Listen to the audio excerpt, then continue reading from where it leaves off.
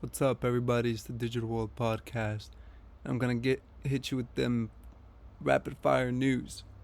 So we have here inflation is really leaving people in a lot of hurt, and they don't know how they're gonna feed their families next. So what are they reverting to?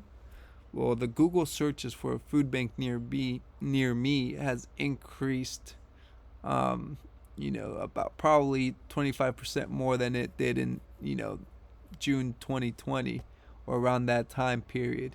You can see right here we're at 100, and back then didn't even reach 75, so it's probably around 70 around this time period, which is summer of 2020. It's a drastic increase. People are starting to feel the pinch.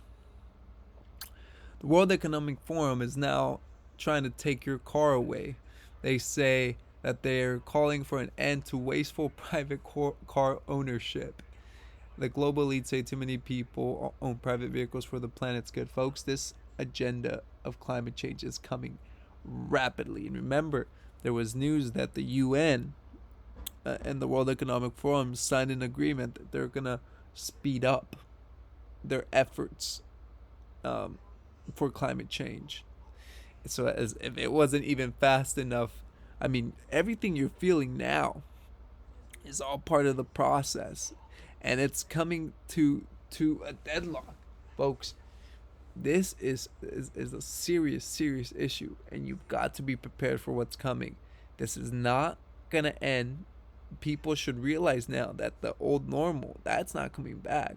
We're headed towards a different society, a new society where they have planned what they want you to own and not own, and you're not going to own anything and you'll be happy. The president of the Rockefeller Foundation acknowledged the irony of its new pledge to make climate change central to all its work.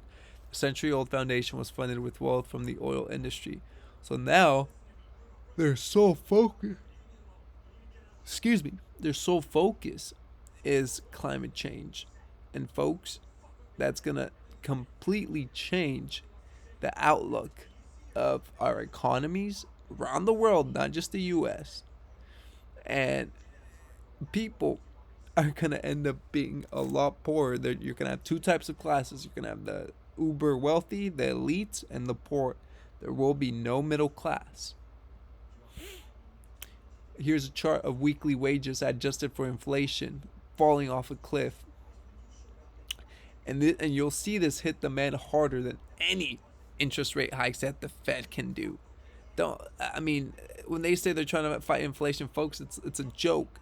You think a few mere percentage points are really gonna affect uh a whole debt system that's literally imploding? We've seen the treasury yields just spike, and then all of a sudden you see the Fed come in intervening and the rates drop drastically. So if you watch Gregory Mannarino, he talks about it all the time. The implosion in the markets will come from the debt market first, as he's been saying, because everything else is a derivative of the debt market. So I'm keeping a close eye on that. But folks, I mean, this chart right here just tells you what you need to say, what you need to see. It's just been falling. It's been cratering these weekly wages, cratering ever since 2020.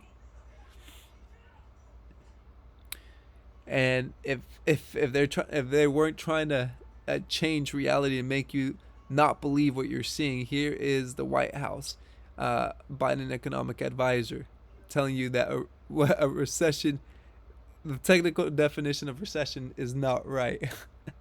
They're trying to change the definition of recession, but take a listen. Many of you have reported on.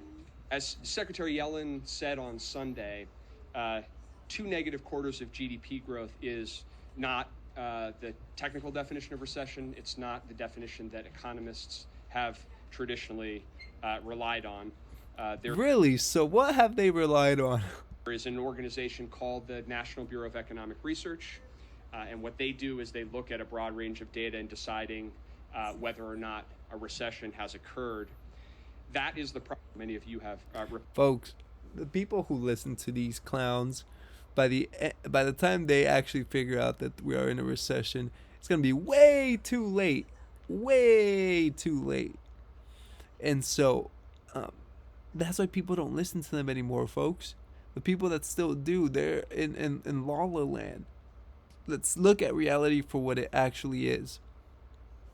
McDonald's, they're seeing their customers, specifically lower income customers, trade down to value offerings and fewer combo meals. And here is what George Orwell wrote. He said, "Don't you see that the whole aim of Newspeak is to narrow the range of thought?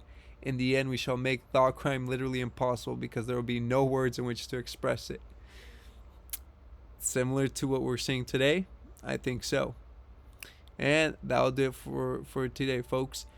Thank you for watching. Like and subscribe to the channel. This is the Digital World Podcast, and I'll see you in the next episode.